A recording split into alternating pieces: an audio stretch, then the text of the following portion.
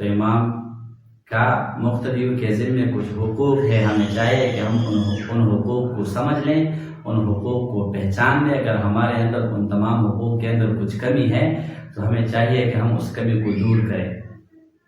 Number 1، امام کا سب سے پہلا حق تو یہ ہے کہ مسجد کے انتظامیہ نے جس شخص کو اپنا امام مقرر کیا ہے تو محلے کے ہر فرد کا یہ ذمہ بنتا ہے کہ اس شخص کو اپنا امام تسلیم کرے۔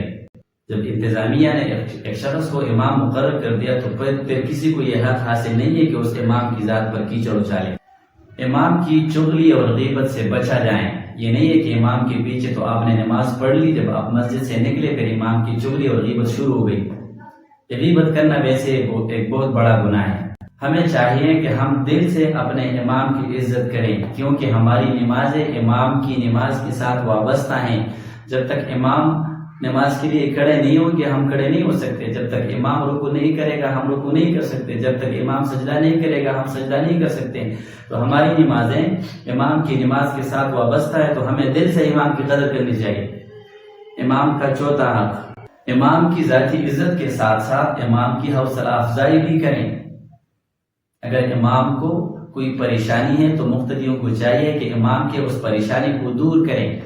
اگر امام کے سامنے کوئی مالی پریشانی ہے، کوئی بیماری ہے، کوئی اور مسئلہ ہے امام کے سامنے، تو مقتدیوں کو چاہیے کہ امام کے اس مسئلے کو دور کرے، اس پریشانی کو دور کرے۔ یہ بھی امام کا حق ہے۔ امام کو اپنا ماہانہ معاوضہ متعین اور مقررہ تاریخ پر دی جائے۔ یہ نہیں کہ تنخواہ یکم کو ملنا چاہیے، لیکن امام کی تنخواہ وہ 10 تاریخ تک پوری نہیں ہوتی، 15 تاریخ تک پوری نہیں ہوتی۔ محلے کا ہر ایک فرد 200-300 روپے امام کو ماہانہ تنخواہ دیتا ہے، تو وہ 300 روپے ایسے ہوتے ہیں جسے کہ یہ 3,000 یا 5,000 روپے دیتے ہیں۔